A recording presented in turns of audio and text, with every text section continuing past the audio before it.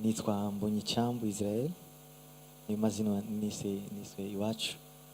Navukiye muri Congo y'umurenge, ndi umunyamurenge, murara wacu wita Basama, umwishwa w'abarundi b'abahiga, nuwo nguwo njewe. Navukiye rero yo muri Congo, tuza kwimukira mu Rwanda muri 1998, niho nakuriye kugeza n'uyu munsi. Nkaba nkishijwe, nakuriye mu ishengero rya Restoration Church. Umushumba wanjye ni Apostle Masasu. Mvuka mu muryango w'abana 7, tukaba turi nk'abandi wa gatatu. Njyewe umuhungu mukuru iwacu. Nkaba nize pharmacy, nkora masters nize BPharm, donc mfite bachelor degree muri pharmacy, nagira masters muri public health. Naho nagarukiye. None wize ivyo kuvura, wize n'ibindi, ni ryari wamenye ko ivyo kumbure vyari vyo mu ishuri ariko umuhamagaro wawe canke urabifatanya vyose, ivyo wize urabikora ku buryo uronka n'umwanya wo kuririmba, canke ni ryari wo waramenye ko kuririmba ari umuhamagaro nyamukuru kurusha ivyo bindi bintu, canke ivyo bindi bintu nivyo nyamukuru nk'umuhamagaro kurusha kuririmba? Umuhamagaro ntabwo nibaza ko umuntu wese atawumenya akuze. Umuhamagaro Imana yugushiramo kuva na mbere hose, utarabisobanukirwa, ariko Imana yuguteramo ukakubuza amahoro ukava muri wowe. Ndabaho ubuhamya butoya ukuntu Imana yampamagaye. Nigaga muri secondaire, nari nsanzwe ncuranga mu rusengero, ndi umuririmbyi. Noneho rimwe kubera ko nari mfite akagitari kari broken, gafite imirya 2, gafite strings 2, and then nkanga kuyisiga mu rugo nyitwara ku ishuri. Muri boarding school ntabwo byari byemewe gutwara gitari. Ngezeyo mbwira directeur rero, ndambwira rero buriya gitari ndabizi ko bitemewe, ariko uzajya uyimbikira muri weekend nzajya zanyifate ngiye gucuranga. Arandeba, umva n'ubwa mbere ngira ngo yarabibonye, yari umupadiri. Arambwira sawa. Every Friday nkagenda nkicara ku muryango yo ngategereza ko aza muri office amereza iyo gitari. Yamuna akambwira ndashaka gitari. Hariya ngo ufite gitari, kayimpereza. Nagenda inyuma ya class nkajya gucuranga. Abanyeshuri bakaza kumviriza gucuranga. Wacuranga indirimbo nyabaki ico gihe? Indirimbo za Apollinaire, za kera zigezweho, indirimbo za praise and worship, n'amantangara za kera cyane. Vraiment ndibaza nko muri 2000, sinibuka neza umwaka, ariko muri za 2009 gutyo guti. Icyo gihe abanyeshuri bakaza gushungera kureba ari benshi. Sunday mugoro nkongera nkayisubiza ya gitari. Another weekend nkongera ngafata ya gitari nkagaruka kandi gusubira hari. Dutangira tugira tuba benshi inyuma ya class. Nono abo benshi bazananywe no kumva yuko uri kurarimba bakajoininga, canke kwabaye ari ubahamagara ati nimuze turirimbe? No, nabaga ndi kwicurangira inyuma, bose bakaza kureba. Every Friday twagiraga sport, ariko nta muntu yari asigaye muri sport kubera bose bazaga gutanguranwa ahantu bicara. Bukeye rero mbwira inshuti yanjye yitwa Jean-Luc, ndambwira rero njyewe sinzi kuvuga ijambo ry'Imana, wowe fata biri usoma ijambo nanjye ndirimbe. Akavuga okay, ngafata gitari ngacuranga. Gifise imigi 2 gusa? Ifite imigi 2. Ngacuranga, namara gucuranga nawe agafata biri agasoma. Noneho biba ministry nini cyane. Bukeye directeur arampamagara ati rero yarasigaye nyita ngo pasteur, arampamagara, we pasteur, we na hano gato tuvugana. Aranjyana muri office, arambwira sasa ini ni école catholique, abana bose bagomba kujya muri kiliziya gusenga.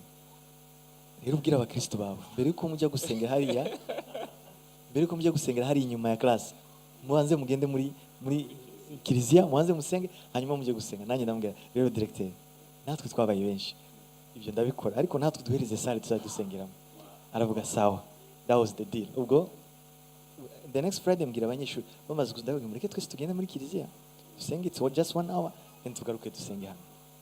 Baranyemere twese tugashorana genda tugasenga. Twarangiza mess yo muri kiliziya, twese tukaza muri salle tugasenga. Uko ni kwishengero ryatangiye muri, ntago twagira community y'aba Protestant, ntitwagiraga nyine Pentecost muri kwishuri.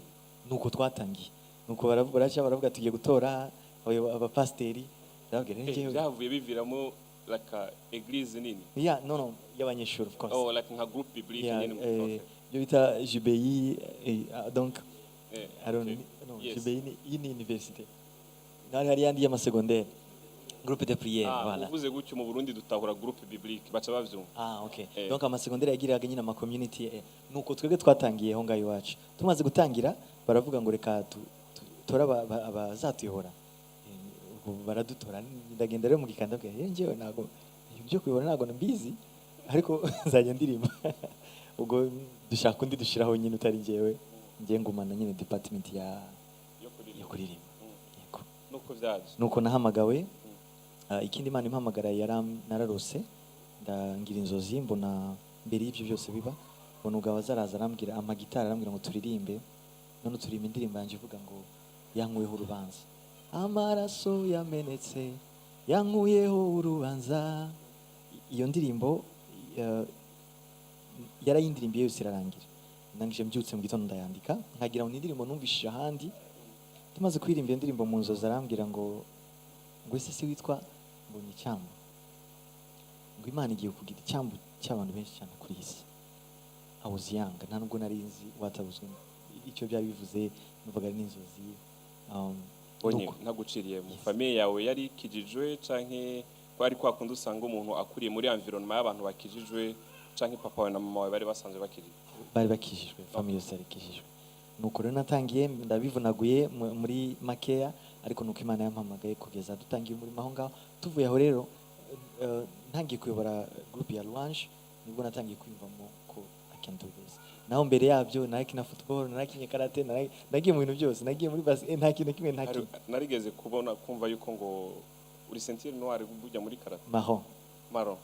Aro tuguhaye ikibanza ngaho. nta umuntu afite ceinture noire nga dupime turabe dushire ku munsi. Yeruka kera. Nuko none iyo jani ndumva ntabwo yoroshe. Sinzi ko ari umuntu ashaka kubazamo ikibazo ngakumbura imbere yuko tugenda ku kindi kibazo. Umuntu yoba ashaka kubaza hagati aho kugeza aho yo bavuze hari uwo bafise ikibazo ashaka kubaza.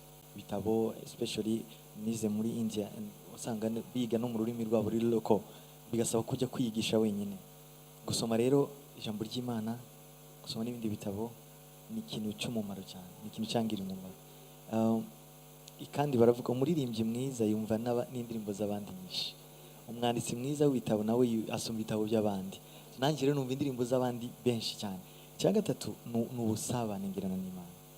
Mu by'ukuri hari ikintu ntekereza ko kitari cyo mu baramyi benshi ukumva umuntu ngo wenda arashaka album agiye gusohora indirimbo agafata amasengesho y'iminsi 5 Mana mpa indirimbo ngende nsohore album. Imana irayiguha, birashoboka ko Imana yiguha, ariko nibaza ko atari cyo. Ni nka kujya umuntu agira mu bibazo agatabaza Imana, yaba ari mu bisubizo ntacyo bimubwiye. Ariko ubuzima tubanamo n'Imana bwa buri munsi bucreatinga cya kintu, ugasanga niyo waba utari gusenga indirimbo irashobora kuza, niyo ndakaba turi kuganira, niyo n'abandi kurya ndi gusangira n'inshuti indirimbo ikaza. Ariko ubuzima relationship yacu dufitanye n'Imana it's on a daily basis, every minute, every time.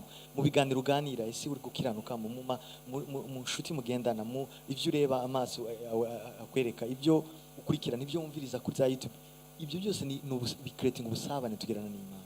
Niba wumva ibintu biri holy, ibintu ijambo ry'Imana, indirimbo z'Imana biragusunika muri wa mwuka n'ubundi. At the end of the day hari igihe rimwe ndi muri India nigeze gusenga ndi kumwe na mugenzi wanje ndashaka maze kugira nk'indirimbo numvaga mfite intego yo kugira album y'indirimbo 12. Ntagira indirimbo nyinshi ariko nkumva sinzi kunze. None ndangije turasenga presque iminsi icyumweru cyose. Bamwita Gasirabo. None ndavuga Mana ndashaka indirimbo. Indirimbo ndazibura. None ntangiye kurya nayo yari muri jeune. Ari mande ntangiye kujya ku ishuri, ntangiye gufungura. Hari nko kuwa gatatu indirimbo zarazaga non stop. Urumva donc si ayo masengesho yaduha indirimbo, ahubwo iyo relationship yacu n'Imana ni creating us. Ibyo byose ko ari bitatu nakubwiye, relationship yacu n'Imana, gusoma na ya environment tubamo, kumva indirimbo z'abandi, kumva ijambo ry'Imana, kuba inspire n'ibintu bituzengurutse, ko buri kintu cyose Imana yaremye gifite message kiguhereza, yaba umuntu yaba ikintu anything. Iyo urebye neza haba harimo ubutumwa Imana ishaka kuganiriza. So ibyo byose iyo byihuje muri wowe bikakuzamo, bicreatinga a uniqueness, umwimerere ariyo twita inspiration. Iyo bikugeze mu nibyo bihimba akantu kumva kumva warimbye akantu bakaba sasa melody wayikuye, aya magambo yakuye, nibyo bintu byose ngewe nuko ngo bigenda. Imana ishimwe cyane. Naravye namye ngerageza kuraba kuri Google ndabe ko hariho like information nyinshi zijanye n'imyaka wavukiyemo. Nabonye umwaka wavukiyemo, mbonye umwaka ndavu okay umwaka wavuki muri 92 muri 92 ngerageje kwiyumvira ndavuga nti kuva ico gihe nabonye menga indirimbo yawe ya mbere mu ndirimbo za mbere wagiye usohora hari muri 2014 muri iyo intervale wavukiyemo no muri 2014 ushoboye kuvuga mu bantu b'abaririmbyi woba warakunda bakwinspire ukavuga ati mana umunsi umwe ndashaka nzoshike kuri ubu rwego rwo kuririmba canke ndumva no muririmbyi runaka mpezagira canke abaririmbyi tuvuga ngo bari icitegererezo cyawe mu kuririmba nkuko uhejeje kuvuga ngo no kumviriza abandi baririmbyi bamwe muri benshi baba warumvisa canke bahora bakwinspire ni nk'abandi ni benshi ariko funny thing nuko jewe sinakuze nifuza numva nzaba umuririmbyi nakuze numva nzaririmbira Imana ariko ntago numvaga izaba umuhamagaro ukomeye ngo ngukore like full time numvaga nyine nafite zo ku pilote zo ku muganga nk'abana bose zo kuba president nyine nk'abandi bana bose ariko every time nicaraga ahantu bari gucuranga mvuga nezerewe numva mfite amahoro menshi numva ndishimye numva ndashaka kuhatinda nagenda mu bindi nkumva nabyo ni biza ariko nagera aho ngaho muri place numva niho hanje kabisa abarimbye rero numvaga ni benshi ari umugabo nakuze nkunda kumva bita Benjamin Dube mu South Africa hari kwaya yatangiye kera cyane yitwa Joy Celebration naho na South Africa hari Hillsong hano hari ba Israel Auton n'abandi benshi biwacu mu Rwanda ba Aime w'Imana barimbye benshi bari bari ba Apollinaire icyo gihe vraiment bari twarabumviriza gukumva kabisa wifuje kuba nkabo même si icyo gihe atari inzozi zanje ariko nibo bantu babonaga nkabona Imana ko bakoresha bidasanzwe. Hari umuntu bafise ikibazo imbere yuko tubandanye. Yes.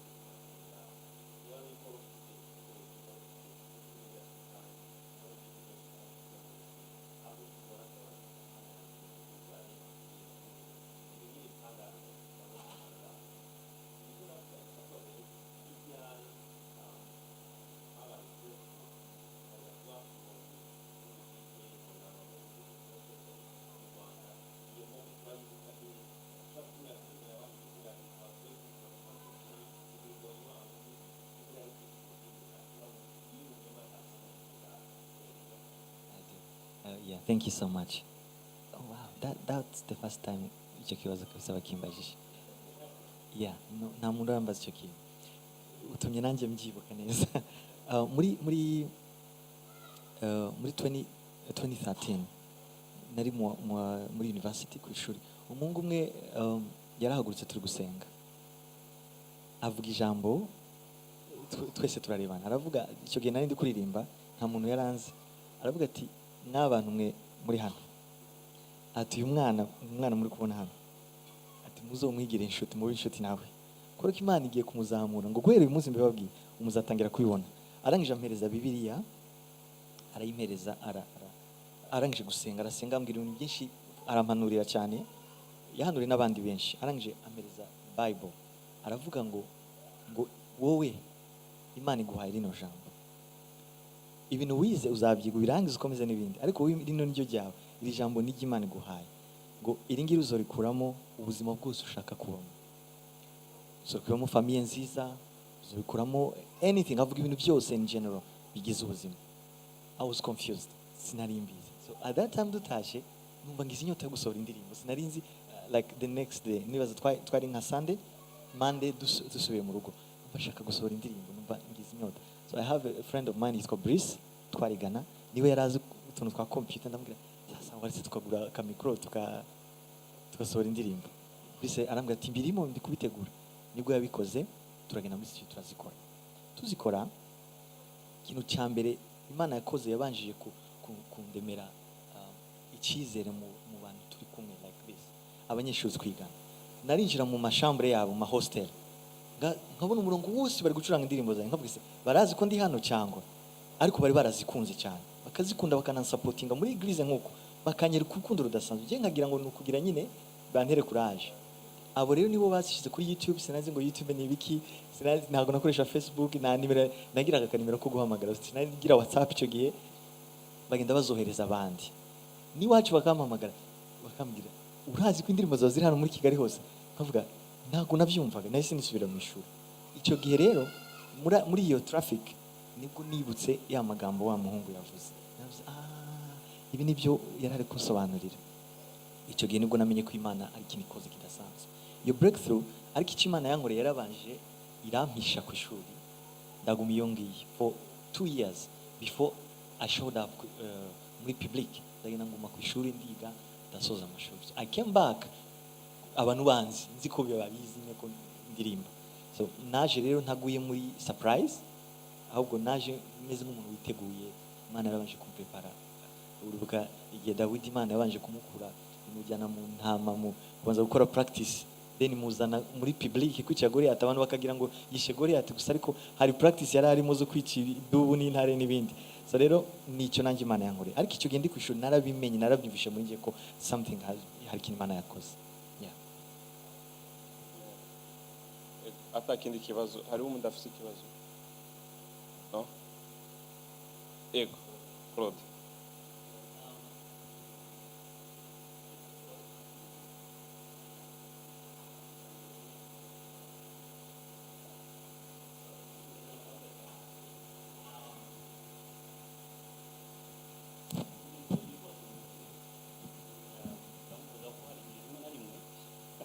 Aguvuga byose rimwe na rimwe kwivuga bijya bigora, ariko noneho ukagira ngo undi muntu akuvuge byibura ni mwiza, kuko ibyo bintu yagiye avuga y'ukuntu yatangiye afite iyo pasiyo y'umuziki, afite pasiyo yo kumva rwose. Yari muri ba bana kuko yakundaga kuza kuri eglise, basengera muri restoration, ariko rimwe na rimwe akaza kuri eglise iwacu ko niyo ari muri quartier, ariko buri gihe cyose wasangaga ari iruhande rw'abamizisi. Igihe cyose rwose akiri muto wasanga ari kuba musicien ashaka kumenya. None ikindi kintu gikomeye cyane cyane nge muziho ni humbleness no kubaha. Kuko mbonye ni wa muntu uzi icyo ashaka cyane cyane kuvuga ngo niba azi neza ko Pastor David afite iki byanga bikunda ngomba kumubona, noneho nkamenya neza ngo niki mukuraho in terms yo kuvuga ngo nikiriya nshaka arakizi ndagishakira. So akura rero mu by'ukuri afite iyo nyota, ngira ngo yarabyumvaga ya music. Hari igihe kimwe ndabyibuka ko namubonye ndabyibuka neza, bigeze gutegura sortie imwe tujya Nyanza muri taxi, sinzi akantu kakiyo agenda kandi mwumva icyo gihe ni kera akiri muto cyane, agenda turirimbira iriya ndirimbo ya number 1. Noneho twe tukajya tumubaza muri iyo taxi ko twese n'icyongereza cyari kitaraza mu Rwanda, icyo cyongereza uri kivanye cya number 1. Ndabyibuka rwose tujya Nyanza naho kana atari nagakora sari indirimbo izaza arangira ngo n'indirimbo ari taraza arako gakora gusa. So urumva icyo gihe turatandukana muheruka kera cyane, mva ngiye nari mperuka gatarajya mu Buhinde, mva namuheruka icyo gihe nari worship leader nyobora music, ariko ari babana abona afite inyota y'umuziki cyane. Ikibazo ngiye mbaza ni iki mbonye, Imana ishobora gukoresha uwo ari we wese, cyane cyane yuko mu buryo bw'umwuka nk'uko Bishop yatubwiye rwose. Ndabizi neza yuko hano dufite abana batoya, dufite abandi bari muri ministry, dufite abandi rwose bifuza kugera ahantu kure, ariko noneho ndagira ngo ugaruke kuri kote ya discipline umukozi w'Imana. Habura iki? Cyangwa se munararibonye ufite na experience ni iki washingira intahe abaririmbyi n'abifuza kubabo muri iyo cadre ya discipline? Cyambere. Icya kabiri noneho ndabaza mu buzima bwawe bwite, ese ubihuza gute cyane cyane nkawe umwana mu rugo? Twe mu muco Kinyamurenge ukiri iwanyu ukiri iwanyu ubihuza gute ubihuza gute n'iwanyu mu rugo, ukabihuza gute n'akazi kawe ka buri munsi, ukabihuza gute n'impano. Noneho ikindi ubu ngubu noneho kumaze kujya mu muhamagaro neza, ese irindi yerekwa ureba kuraho Imana irimo kujyana ni hehe? Thank you so much. Yeah, yes. To be honest, aranzi kabisa mu bantu nzi neza ko thank you so much, brother, and I'm really happy to see you today. Biranejeje kuba n'ibyo ndi kuvuga arabyumva cyane, arabizi. So icyambere rabaje ngo discipline ni iki kibura. Hari munyemere turisome ijambo riri muri Luke Romans 1:5. Romans 1:5 haravuga ngo, iri jambo ndarikunda cyane kubera haravuga ngo niwe waduhesheje igikundiro no kuba intumwa kubw'izina rye, kugira ngo mu mahanga yose habemo abumvira Imana babiheshejwe no kwizera. Nasobanukiye ko iyo Imana iguhaye ikintu, a favor or anything, it's not only for you, it's for ni kuba impamvu y'abantu benshi cyane around you. Maybe you don't know, maybe your grandmother yarabisenge, maybe your father yaravuze Imana ariko waretse nkagukorera, and God didn't give it to him. Imana iravuga nzabiha umwana wawe. You remember David yashatse kubaka inzu y'Imana, Imana iravuga nta kuzayinyubakira ahubwo umuhungu wawe.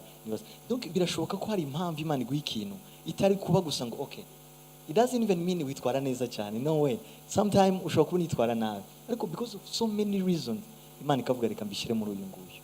Kandi Imana nk'uko ubizi irareba cyane umutima na intention wa muntu afite muri we imutera gukora cya kintu. So that's why most uzanarebe the most talented people muri ministry ntago ari bo Imana ikoresha cyane, ahubwo Imana ikoresha people who are available and people Imana yavuze ngo uyu muntu afite umutima, ndi kubona umutima ufite service, umutima wiwe uragambira gukunkorera cyane, not because ashoboye cyane, ahubwo iraguhamagara yamara kukugeza muri ministry igatangira kugushoboza, tangira kukwigisha gaho. I remember dutangira kuri urabyibuka kiragi, ntabwo nari nzi kuririmba, sinari nzi no gucuranga. Ngenze nibuka ko hari groupe zimwe nishimiraga gusa kuba twaza gitari, kumva nahika gitari zabo nk'abageni ba Billy. They were good, they were so good to me, banankunda banashigikira. Ariko nje every time they go to sing somewhere, kumva ndi blessed gusa kuvuga ngo let me just take the guitar, I go with them. So wumvishe neza psychologically ntabwo ari kubera ko nshatse gutwara gitari, ahubwo nuko mfite urukundo rwa music rurenze kuba natekereza ko kuba twara gitari ari ikibazo. So that means muri ministry availability na ya discipline waruvuze it is very important. Ku kintu rero kibura ko no gusobanura understanding a reason ya calling. Je numva iyo umenye neza ko Imana itaguhamagariye wowe, yaguhamagariye kubw'inyungu y'ibintu byinshi, you can't take it ukubonye, you respect it kandi ukabehaving the right way. Hari ijambo riri muri Luke ngira ngo ni ibice 5 sinibuka neza kandi ntaza kwibeshya, yego ni 5:15 haravuga ngo inkuru yiwe ngo nyamara inkuru ye irushaho kwamamara, iteraniro ry'abantu benshi riteranira kumwumva no gukizwa indwara. And can someone read me 16? Anaho nshaka ngo Luke 5:16.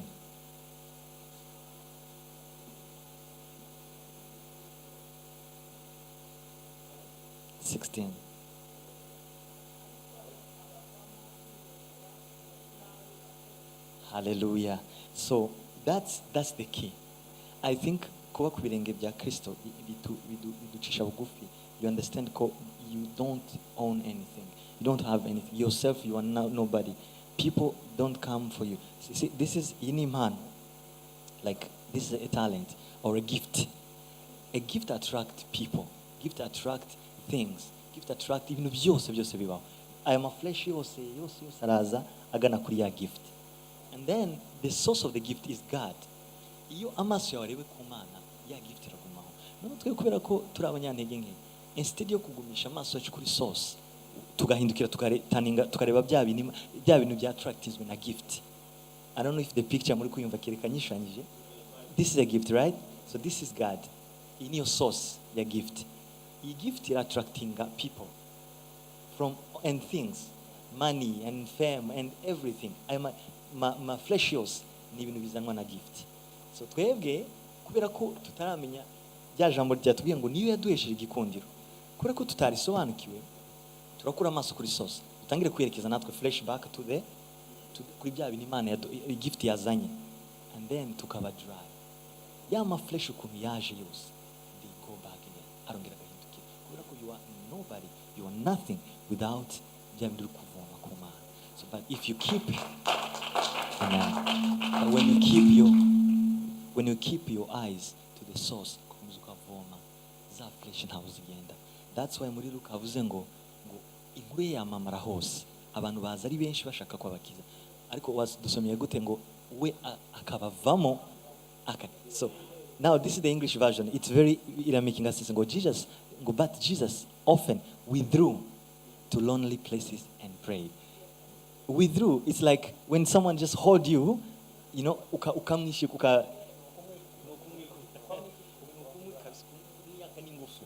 that's how neo-discipline ministers, like to know when to withdraw and to know when to appear, need to disappear and to appear. Because without the source, then we have nothing. Not to dry, not to.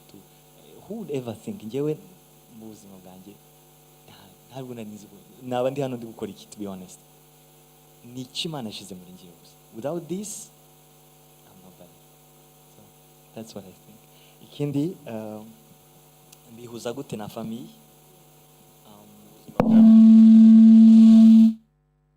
Ubuzima bwa misi yose, umwana mu rugo wifatanya gute n'akazi, wifatanya gute iyo tala yawe, wifatanya gute n'akazi, cyangwa harimo n'indi vision ubona iza kuyiyongera kuri isso. Yes. Thank you. Icyo ni kibazo kiri very personal ariko nuba cyumugisha, kubera ko when people iyo abantu babaye hyper spiritual, sometimes bava mu mwuka, like bagira swata no kugenda ahantu hatariho, you know, kubera turi muri reality. Niko mbibona Imana yacu ni Imana ya principles, ni Imana ifite amahame. Ababyeyi bawe ni ababyeyi, ni amaraso yawe, and your family is number one thing in this world for sure. Ni ukugira plan. Like me, for example, every Sunday after church, every Sunday niwa burinde at home, you can't miss having lunch mu rugo. Nibibo baraguhamagara uri hehe, because ntushobora kubura. So mfite ababyeyi b'umugisha bahora bakurikirana ubuzima bwanjye bwa buri munsi, nanjye biramfasha. Ariko ku muntu wenda udafite abantu ba caring that much, it's good to plan. Ukavuga ngo niba utaba no mu rugo, ukavuga ngo every Tuesday, every Wednesday I'll be home. Ukavuga ngo hari isa, kuko ni Imana ikunda those kind of, uzarebe niyo muri eglise mwapanze amateraniro ukavuga ngo every Friday ni iteraniro. Uri usibye mu iteraniro, trust me, yiri umuntu koko ukunda Imana, wumva hari ikintu kibura. Kora ni Imana ikunda gahunda. So uvuze ngo buri wa kabiri, buri wa kane nzajya mba ndi mu rugo. Ni ibintu byiza cyane. I think ni discipline, biranagufasha gukomeza guhuza na famille, utabaye umunyamwuka gusa then you forgot your family. You can't have 40 days ngo nurangiza nguze no mu rugo ngo isubire mu zindi 80 days ngo isubire 30. For some reason ukwirengagiza ko Imana yakuremye ikakuremera ababyeyi, ikakuremera umuryango, you have to be there. I think ni nkuko ngo nje mbyumva. Icyanyuma is in the plan. I have a lot of plans. Ariko cyambere nuko I want to step out of the comfort zone, natangira kuririmba mu zindi ndimi, aho tubasha kurucinga bigger number of people, because ugeze muri bihugu mbona niho agakiza kavuye, ariko usanga aribo bayisuye hasi cyane. So we need to reach out to them. We need to sing in English, in Swahili, in different languages to reach more nations, tukabwira abantu ubutumwa bwiza. And ikindi nuko iwacu there be a time you feel like what's next, ukakibura until you realize ko you need to go big, ugakora ibirenze byo kuzuza gusa stade, bikava mu bikorwa gusa byo kuvuga ubutumwa amagambo, akaba n'ibindi bikorwa bifatika. And my wish muri iki gihe nuko ndasenga Imana ngo whoever comes to listen to our music, nahoze mbwira abagenzi banjye, Imana isi iki gihe ikeneye ibitangaza n'ibimenyetso to know ko Imana ihari. So if someone comes to the concert, ntiyumve indirimbo gusa ngo yishime, ahubwo niba yaje agwaye akire, noneho amenye ko Imana ihari, avuga ati uziko bya bintu bikora. Niba yaje atameze neza amere neza. Like that's my wish. Dawidi ngo ajya gafata gitari ye yaririmba inanga yiwe, ngo abadayimoni bari muri Sawuli bagahunga. That's my prayer. That's my prayer. I want God to move live. Nanjye nkabibona n'amaso yanjye. I've heard about it. People called me, text me, Imana yakoze nkavuga amen. But why not ntabibonesha amaso mu yoko man? I want to see you do something mu bantu. Turi kuririmba umuntu akavuga njye hari ikibazo none mbonye Imana muri gitangaza. So that's my prayer nowadays. Ariko nubwo itabikora ntago tuzajya kuramya ibishushanyo, tuzakomeza twizera Imana. Thank you. Yes.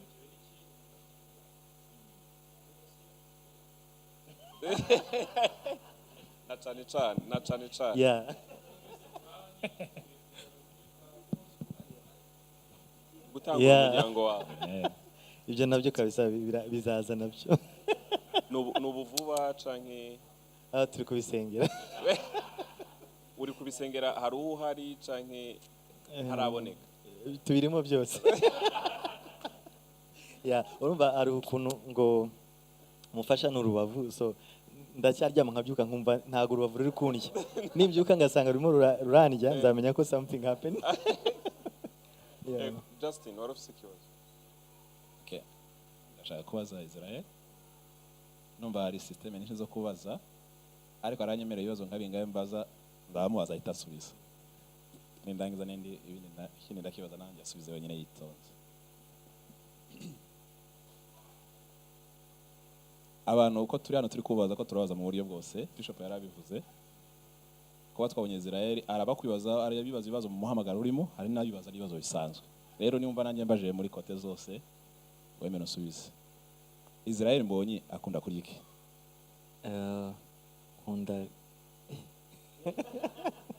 Nkunda kurya ibirayi. Ukunda ibirayi? Yeah. No kuvuga ngo umuntu ushobora kubera umushitsi hano araba yumva. Ikirayi n'umutsima kabisa n'ibikabure. Okay. Yeah. Israel mbonye akunda kwambara iki? Mu myenda ashobora kuvuga turabize hari style nyinshi mu buzima. Niye style uzambara ukumvura fitting haba muri event cyangwa se na outside? Nkunda kwambara casual. Ndi ibintu bitari bitari amakoti cyane, ni ibintu nyine nkunda ibintu bisanzwe byabaje. Like kurya nambaye. Yeah. Yeah. Ese Israel mbonye ashobora kwambara deshire. Ipantaro iciye mu mavi. Oh yeah, big time. Not cyane, ariko I can definitely. Uko tuzi muri gospel cyangwa mu buzima bwacu arabavuga ko mu Kristo cyangwa se muri rinzu uri ba gospel bagasa n'ababikritika. Ese wewe muri understanding yawe ubyumva gute cyangwa se ushobora kubisobanura hiki? Yeah, I think ni uko mbyumva ni lack of information, nukudasobanukirwa n'ibyanditswe, because of course discipline ni ngombwa, ni wakwambara ibintu byerekana umubiri wawe ngo wambaye neza ntago ari byo, ariko style ngo akanukara akanguga ni nko wakwandika ikintu cyanditseho ngo Adidas or something, ni ibintu bisanzwe. Kubwanjye numva bidakabije, numva ngewe icyo kintu mbomba umutima wanjye warakibohokeye, numva nta kibazo. Yeah. Ese Israel mbonye ashobora gusangira n'abapagani? Ushobora Yes. kugendana n'abandi basore badakijwe mugasangira mugasabana cyangwa se ushobora no kwitabira n'ibirori byabo? Yeah, kubera impamvu ebyiri, no kuberera imbuto no kubona opportunity yo kubaba hafi no kumenya why bo badakijijwe nkatwe, no kugira ngo nibandeberaho bamenye ko ukizwa ntacyo bitwaye. Yeah. Ikibazo cya nyuma, umaze ufite album enye cyangwa 5 cyangwa zirenga, watwemerera ukatubwira ari ikintu warusoreje bakubaza uravuga ngo urifuza kujya uririmba ukabona feedback cyangwa ubuhamya ko abantu gusa batumshe music ahubwo banakijijwe. Ese mu ndirimbo zawe ari feedback wari wabona umuntu akakubwira ngo iyi ndirimbo narayitegereye narwaye cancer cyangwa mfite ikibazo runaka mbona mu gisubizo cy'Imana? Icyo kintu ufitemo ubuhamya waba utusangiza. Cya kabiri, Israel mbonye Bishop yarabikomojeho ko turi hano turi muri Australia n'abandi bari ahandi. Mu by'ukuri muri projet nisho ufite, ugira projet yo kubaka cyangwa urashaka kuba nka Pahoro? Arakoze cyane. Yeah. Yes, ubuhamya abantu bagiye bampa ni bwinshi, nukuri ndashima Imana cyane. Ariko navuga nka bubiri bwankoze ku mutima cyane. Hari umuntu wigeze kumva indirimbo, one of my songs, yari afite gahunda yo kwiyahura, ko ndabizi kandi byabaye kera cyane. Imana iramukiza, birangira agaruye icyizere, ari mu buzima, ubu n'umuntu uhari uhoratanga ubwo buhamya. handi umuntu yaragoye cancer nawe Imana iramukisa yamaye ubuhamya burebure sindi bujye muri detail ariko nakiri ubuhamya bwinshi vraiment hari ikindi gitangaza Imana yakoze turi muri Montreal ndibaza hari mama yari yaje icyo gihe yaragoye mugongo kabisa baramushize baramubaze aza vraiment bamutwaye mu kagare icyo gihe yicara inyuma nyine kugira ngo batamubyiga hari abantu benshi cyane turi gutarama ngo abwira umugabo arambwira ati ariko waretse ngahaguruka no mashaka guhaguruka ngahimbaza Imana arambwira ntago uri bishobora ati basire bamwegezana ngo hafate arahaguruka uyu munsi umugabo yarampaye niwe yampamagaye last month muri December arambwira ati zeruzi Imana yadukoreye ati ujya munsi yahagurutse ntarasubira muri ka kagare ujya munsi ntagarasubiramo n'ubungu ni muzima ati yarizeye arahaguruka turi kuririmba yabaye muzima rero ni byinshi njya numva sinagize umugisha wo kuganira nawe aho ngaho kuri site kuri venue ariko nakire kore yabo numva ndanezerewe cyane hanyuma rero byo kuba Paul mu by'ukuri kubaka ni byiza kandi nzubaka mfite iryo sezerano zo kugira umuryango sezerano yo kuzagira famille wenda nibaza ko igihe kiba kitaragera cyangwa se ntara urwa rubavu nyine rutarandya ngo numve ko barunkuyemo I'm waiting. Amen. Thank you. Amede wanyehangana arakana nishuje kubaza abantu bajya kunda kwibaza nago nushaka kora itusubiza nenda TikTok ise Israel mbonye uko tubivuga hano hanze kandi niko biri uri umustar ni ryari uzumva nawe kuri umustar cyangwa ni ryari uzumva kutari umustar birashoboka ko hari igihe nawe ubwira hano ko bakunda umustar cyangwa wewe mu buzima bwo nta uri umustar nimba uzumva uri umustar ni ryari cyane uzubyumva uri hehe uri kumwe nabande cyangwa bakubwiye haye magambo ikijyanye n'icyo uratubwira se Israel hanze ya stage hanze y'ahantu abantu bamukomera amashi ujya wumva umeze ute ujya wireba ukumva urinde urakoze cyane ndashobora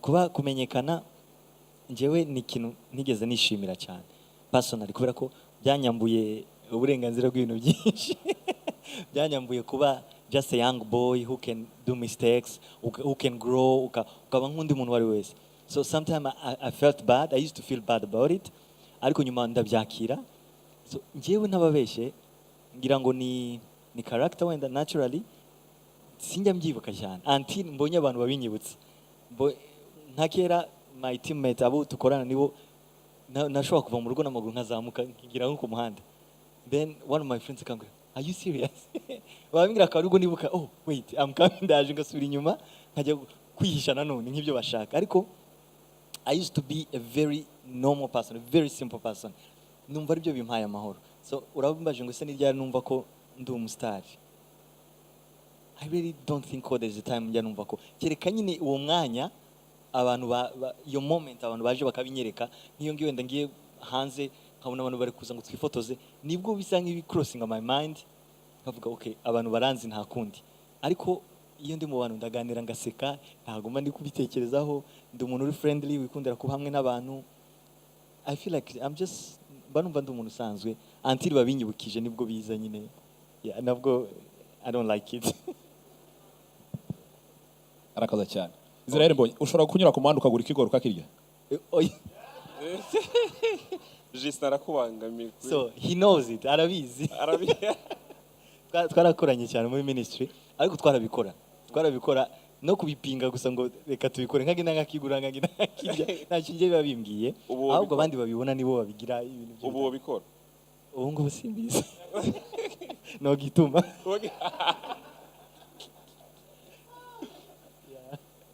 mbonye tukiri muri ya ben ya Justin ndakubaza tubwire umunsi wawe usanzwe utari muri studio utari mu bikorwa byo kuririmba utiriwe mu rugo ata gahunda ufite yo kuja kuraba umuntu tubwire umunsi wawe normal ubumeze gute yes. One day in your life ndabyuka mu gitondo nkasenga mainly kubera ko ubuzima bwanjye ari music nisanga nashizemo indirimbo gusa nkagira ibyo ntunganye wenda aho hafi and then to be honest nta birenzemo nkora munsi ndaryama nkaruhuka ndashobora gushyiramo movie nkareba ndashobora ariko ngira barumuna banjye they are always shouting mu rugo, so uko byagenda kose tuba turi kuganira turi guseka nabo ya Israel mu nzu mu kurindira rwa rubavu ni igiki uzi gukora mu nzu? Guteka, koza amasahani, gukoropa, gusasa igitanda, cyangwa uvyo kugenda urafise abantu bagisasa? njyewe ngira akantu kameze I don't know niba ari OCD ya organisation cyane cy'ibintu ku murongo cyane, so usanga no mu rugo niyo nice ntacyo mfite ndi gukora birambangamira, so I can cook, nda cleaninga nta kibazo, nzi kwimesera imyenda. Muri Africa twige ntago turacyagira kwa kundi, yeah, so I can do pretty much everything. Ivyo urashobora kuvyikorera mu buzima bwa misi yose? Kuko narabaye ku ishuri imyaka 5 yose kandi ibyo nakora nivyo wikorera.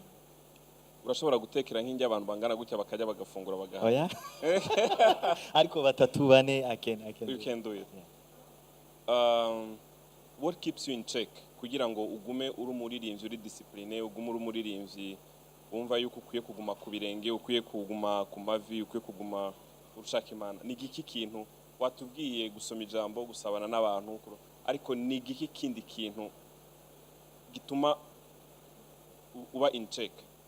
I think to stay grounded in everything you do. Kuba niba if you are in church, to be really as grounded as possible. Kubera ko narigeze igihe ngira sinzi niba Justin abizi, ariko hari igihe nageze mbona natangiye kuba like a showman, like umuntu w'ibitaramo gusa batagutumiye ahantu nyine ntago uhari. Ndavuga I'm losing ndimo ndaluzinga wamwimerere cyakina Imana kujya nahamagawe nkiri mutoya, ndimo ndagitakaza. Abashumba simperutse kubona nabo, simperutse kubonaka ahantu hari gusa muri groupe de prière bisanzwe. Then nigira inama yuko Imana ko imbwira ikintu najya gukora muri church, ariko nkumva ko nicaye hasi bikubirenge. So since then I start cleaning in church. Ntangira kugenda gukora isuku mu gitondo every Saturday and Sunday. Agenda ngakubura ngamena amazi.